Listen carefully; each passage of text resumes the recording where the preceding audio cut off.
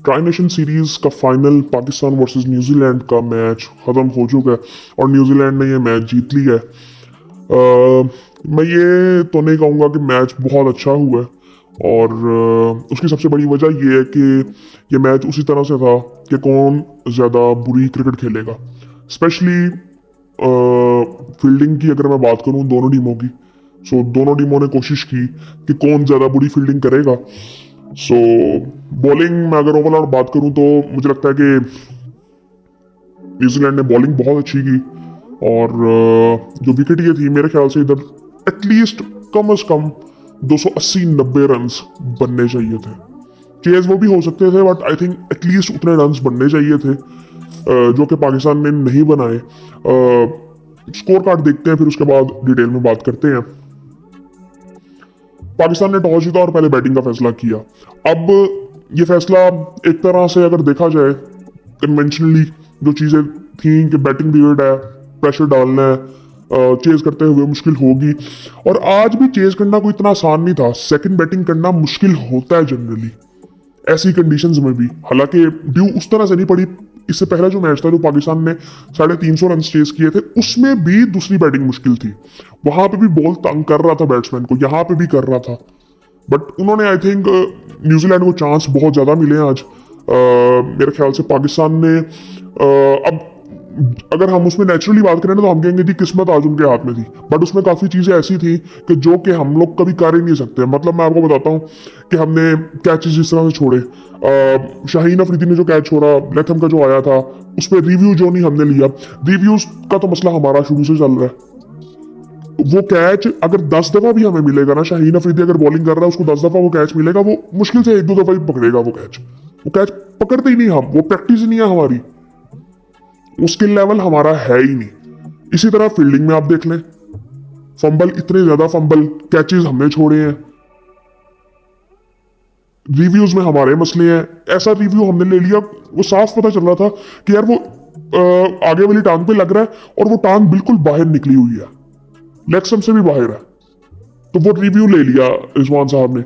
उसके बाद एक रिव्यू हमने मिस कर दिया, बॉलर कहता रहा। अब उस पर थोड़ा सा मार्जिन में दे सकता हूँ क्योंकि हमने पहले एक रिव्यू जाया कर लिया था, बट वो आउट था और उसमें अंपायरिंग का भी मसला आ सकता है। इससे पहले एक डिसीजन ऐसा लिया गया था अंपायरिंग में जिसमें डैनी मॉडसन साहब ने कह दिया जी ये तो बायस थोड़ा सा हो गया है।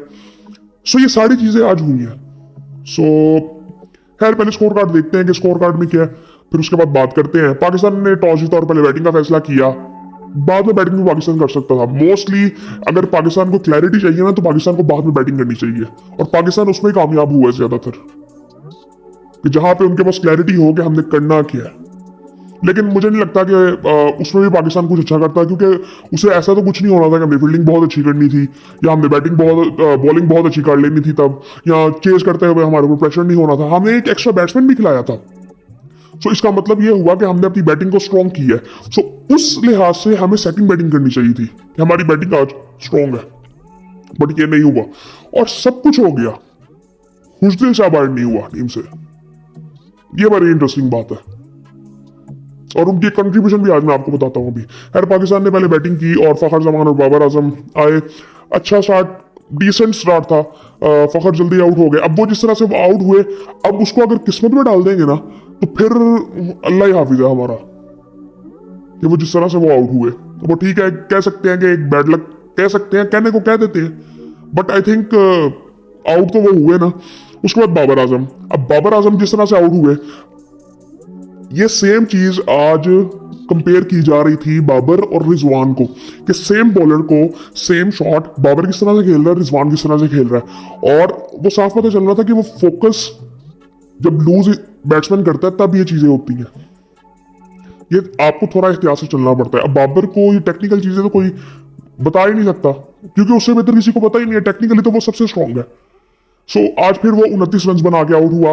बहुत अच्छा लग रहा था जिस तरह की उसने शॉट्स मारी हैं आज, 4 चौके 1 छक्का लगाया उसने फ्री हिट पे, बहुत अच्छा लग रहा था खेलता हुआ।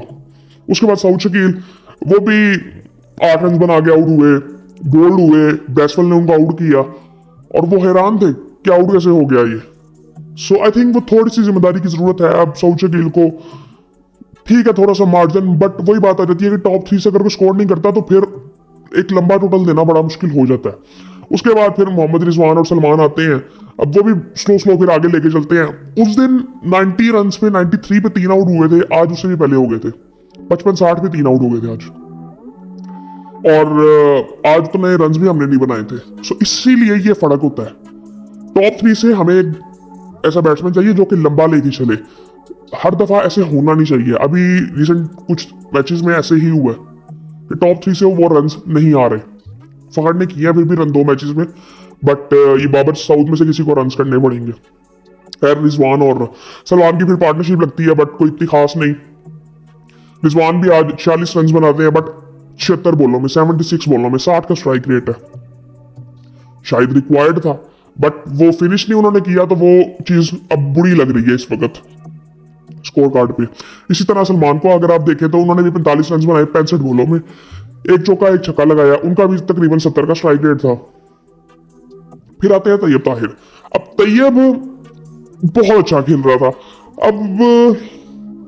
अब उस बेचारे को मैं कितना कहूं कि यार वो जिस टाइम पे वो आया था, अब उस टाइम पे भी रन तो करने इंपॉर्टेंट थे, क्योंकि हमारा उस वक्त सूरत हाल ही बहुत बुरी थी जब तैयब खेलने आया था। अगर वो ना खेलता तो नीचे मुझे नहीं किसी, आज हमने एक्स्ट्रा बैट्समैन खिलाया हुआ था फहीम अशरफ, जो कि बॉलिंग तो करेगा लेकिन हमें बैटिंग भी करके देगा, जो कि उसने आई थिंक किसी हद तक करके भी दी, बट हमने हुजूर शाह को बैट नहीं बिठाया।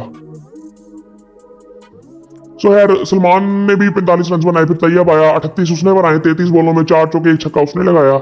अच्छी बैटिंग कर रहा था, बट मतलब प्रेशर ही उसकी तरफ था। और उस वक्त सामने हुसैन शाह करा हुआ था, वो उधर से स्ट्राइक रेट बेहतर कर रहा था, तो वो उधर से डॉट बॉल खेल के सारा वो रन रेट खराब कर रहा था। हुसैन शाह ने 18 बॉलों में 7 रन बनाए, और मैं आपको बताता हूं ये आया कब था, और ये इसका पहले भी मसला था। हुसैन शाह साहब आए थे तकरीबन 42वें ओवर में, 7 आउट थे, 200 रन थे, तब आए थे हुसैन शाह। हाँ जी, सलमान आउट हुआ तो तैयब आया, तैयब के बाद हाँ जी फिर 200 रन थे, और तकरीबन आपके 8 ओवर थे। अब हुसैन शाह आउट होते हैं जी तकरीबन 202 पे, नहीं हुसैन शाह बाय, हाँ ठीक है ना, 202 पे हुसैन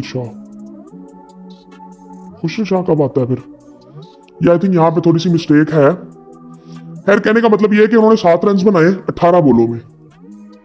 उस वक्त तैयब सामने से उसने 2-3 चौके लगाए थे, और ये साहब वहां पे भी डॉट बॉल्स खेल, तो इनका रोल मुझे समझ आया नहीं।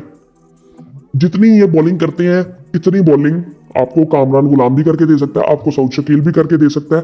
तैयब अभी ट्राई नहीं हुआ एज अ बॉलर, शायद वो भी उतनी बॉलिंग कर लेता है।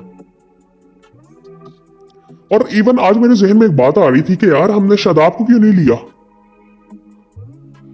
इससे तो बहुत बेहतर बैटिंग वो कर लेता है। बॉलर इससे तो बेहतर ही है यार, और अटैकिंग भी होगा, लेग स्पिनर है तो। और रिसेंट टाइम्स में मैंने ना 2 बैट्समैन देखे हैं जो बाहर हुए थे, बैट्समैन नहीं प्लेयर्स। एक फहीम को मैंने देखा था, ये जो एक चैंपियंस कप हमारा हुआ था, कि थोड़ी बेहतरी नजर आई थी, कि बैटिंग बेहतर हुई थी उसकी, उसने काम थोड़ा सा किया था। बॉलिंग में पेस उसकी कम हुई थी, ठीक है डिसेंट बॉलिंग थी, और उसने बॉलिंग भी कोई मतलब मैं ये नहीं कहूंगा कि बहुत ही एक्स्ट्रा ऑर्डिनरी बॉलिंग की है उसने, तकरीबन उसने 3 ओवर में पूरे नहीं किए फहीम ने। सो बैटिंग में उसने फिर भी वो 20 रन कर दिए थे, जो कि बड़े इंपॉर्टेंट तो थे वो जिस वक्त उसने आगे किए थे, पर वो हुसैन शाह की जगह ना वो जस्टिफाई अभी तक नहीं कर पा रहे, और मेरी समझ से बाहर है कि वो है क्यों टीम में, वो कॉम्बिनेशन इस वक्त टीम का खराब हो रहा है। सो खैर उनकी जगह पे आज कामरान आ सकते थे, सो शायद इससे बेहतर सिचुएशन हो सकती थी। और एक फिर दूसरी चीज जो मैं पहले ही बात कर चुका हूँ कि माइंडसेट का मसला है, कि हमें एक चीज ये देखनी है कि हमें स्ट्राइक रेट नीचे नहीं लेके आना। वो पूरा मैच वो खेले, आपको देखिए स्ट्राइक रेट अपना नीचे नहीं लेके आते।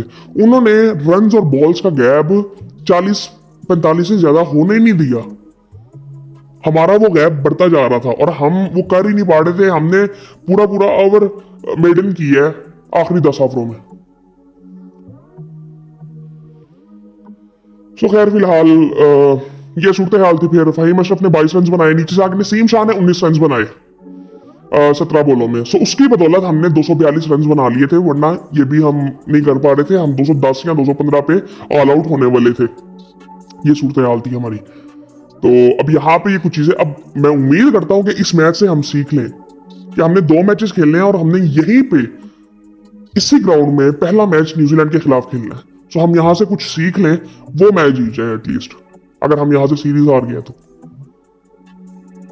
खैर पाकिस्तान ने 242 रन किए।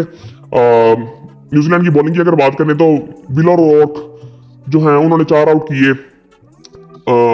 10वां ओवर ओपरा कर रहे थे 43 रन देके, और उसके बाद अगर देखें तो ब्रेसवेल ने 2 आउट किए 10 ओवरों में 38 रन देके।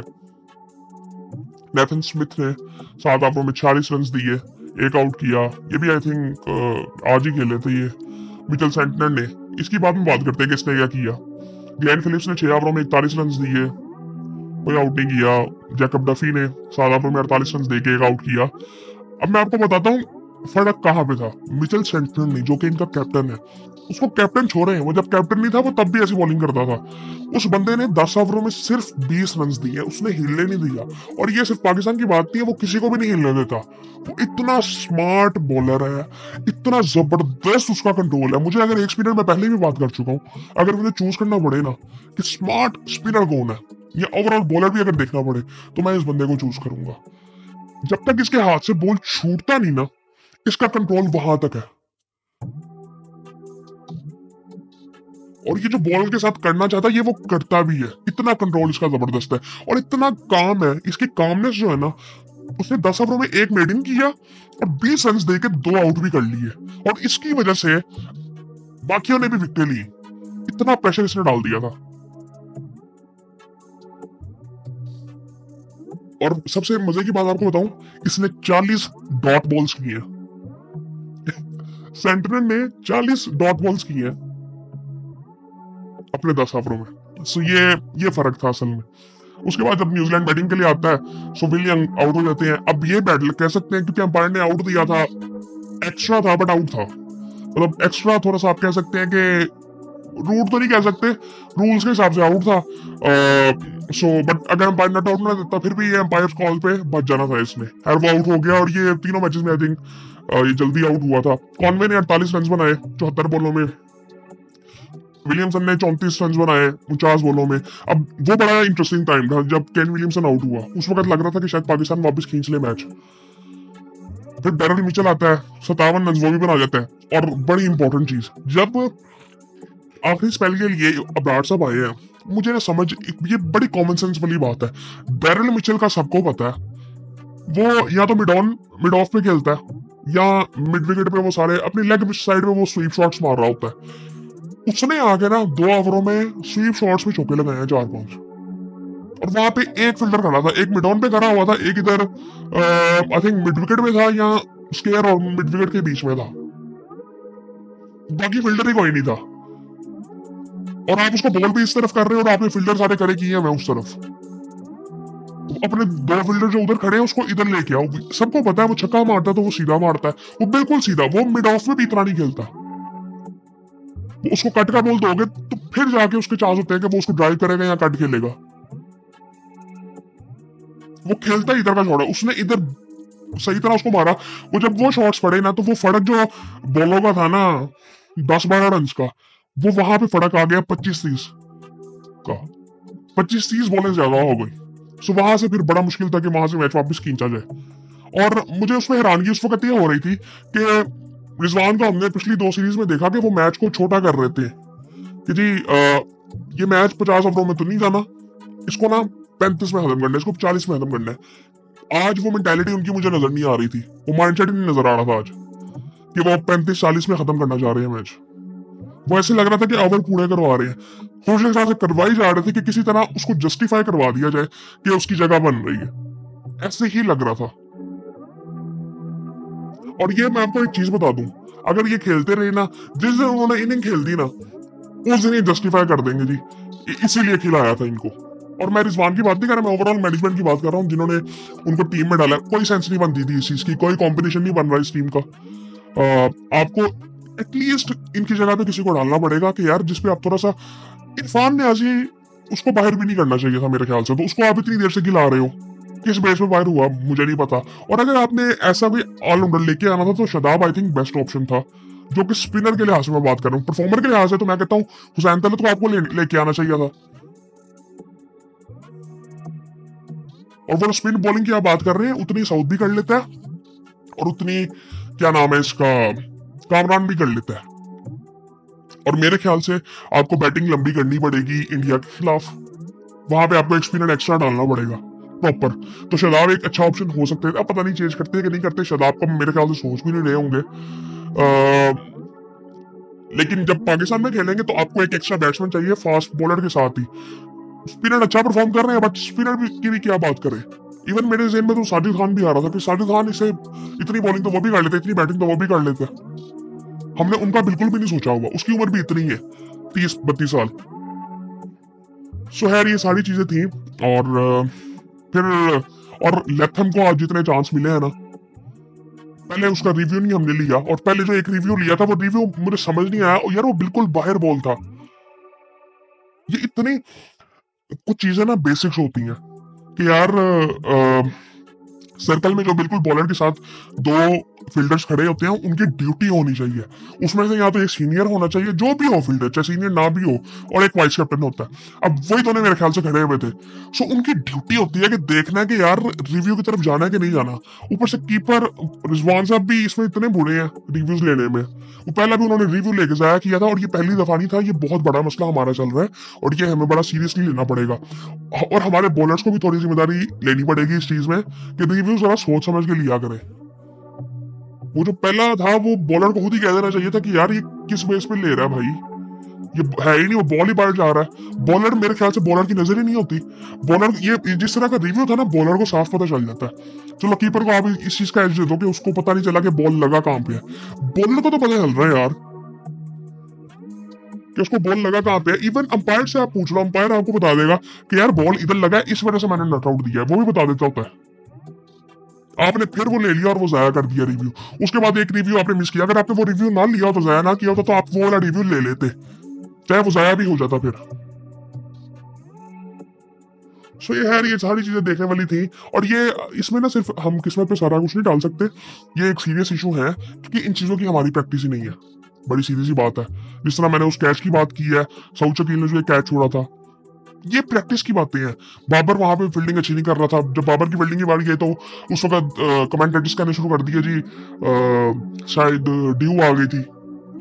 ड्यू आ गई थी तो ड्यू में फील्डिंग की नहीं जाती, उन्होंने भी फील्डिंग की है। बाउंड्री में सबसे मुश्किल फील्डिंग होती है। खैर ये सारी चीजें थी, ये एक्सक्यूजेस लगते हैं। हम लोग एथलेटिक, हमारी बॉडीज इस तरह से नहीं है, रिस्पॉन्स करती नहीं है। क्रिकेट गेम ही रिएक्शन का अब हो गया हुआ है। सो वहां तक अभी हम पहुंचे नहीं है, इंटेलेक्चुअली भी नहीं और फिजिकली तो बिल्कुल भी नहीं पहुंचे हुए। सो खैर लथम साहब को हमने फॉर्म वापस फिर दे दिया है और ये बड़े अरसे से रन कर नहीं रहा था। आज न्यूजीलैंड वाले भी खुश हो गए होंगे कि इनको भी हमने रन करवा दिए हैं। उसके बाद फिलिप्स वो आराम से लगा रहा था अपनी गेम पे। और मुझे ना जब ये बॉलिंग कर रहे थे ना, मुझे लग रहा था कि आज इन्होंने बैटिंग इतनी लंबी खिलाई नहीं। लेकिन जब ये मिचेल और लैथम खेल रहे थे ना, तो फिर बाद में जब आया ना कि 3 इनके बैट्समैन नीचे पड़े हुए हैं जो पूरी बैटिंग कर लेते हैं। फिलिप्स था, ब्रेसवेल था, फिर लैथम सेंटिनल था, बाकियों का भी मुझे पता नहीं वो कितनी कितनी बैटिंग कर लेते हैं। और इनमें से मेरे ख्याल से एक ही खेलेगा आगे जाके चैंपियंस ट्रॉफी में। सो खैर ये चीज थी। और उन्होंने 46वें ओवर में चेस कर लिया। पाकिस्तान की अगर बॉलिंग की बात करें तो शाहीन शाह अफरीदी ने 9 ओवरों में 45 रन देके एक आउट किया। और पिछले मैचेस से बेहतर बॉलिंग की, बट ऐसी कोई बॉलिंग नहीं थी कि हमें बहुत ज्यादा फर्क पड़ा हो। इससे बहुत बेहतर बॉलिंग करने की जरूरत है अगर उसको हमें मैच जितवाने हैं, वरना आई थिंक उनसे बहुत बेहतर बॉलर इस वक्त है जो उनकी फॉर्म इस वक्त चल रही है। वसीम 8 ओवरों में 43, शुरू में बहुत अच्छी बॉलिंग चल रही थी, बट उनकी वही बात है कि उनकी जो लेंथ है ना वो अटैकिंग है। सो उसमें उनको रन्स भी पड़ते हैं। 2 आउट तो उन्होंने किए, बट आई थिंक उनको थोड़ा सा देखना पड़ेगा, थोड़ी सी मेंटली आई थिंक मेच्योर होने की अभी जरूरत है, और ताकि वो अपनी बॉलिंग को थोड़ा समझे। मुझे लगता है गेम अवेयरनेस अभी इतनी ज्यादा नहीं है उनको कि मैंने आउट करने की किस तरह से। वो एक टाइम आता है ना कि जब इंसान को पता चलता है, प्लेयर को पता चलता है कि अब मैंने रन्स किस तरह से करने हैं, मुझे पता चल गया। इसी तरह बॉलर को भी पता होता है कि मैंने आउट किस तरह से करनी है। वो अवेयर इतना ज्यादा हो जाता है, अपनी गेम को समझ जाता है। मुझे नहीं लगता अभी उस स्टेज पे नसीम शाह या हमारा यहाँ पे जितने भी बॉलर हैं वो पहुंचे हैं अभी उस जगह पे। रिसेंट टाइम्स में अगर हम दूर दूर भी जाते हैं तो हम आमिर का नाम बस ले लेते हैं कि उसका कंट्रोल बड़ा अच्छा था, वो बड़ा सेंसिबल था, बड़ा वाइज था जी, अक्लमंद था वो बड़ा। उसके बाद हम किसी का नाम ही नहीं लेते। उससे पहले जाते हैं तो हम फिर बात कर रहे होते हैं जी वसीम अकरम, वकार यूनुस और शुएब अख्तर की। बीच में हमारे पास कुछ था ही नहीं।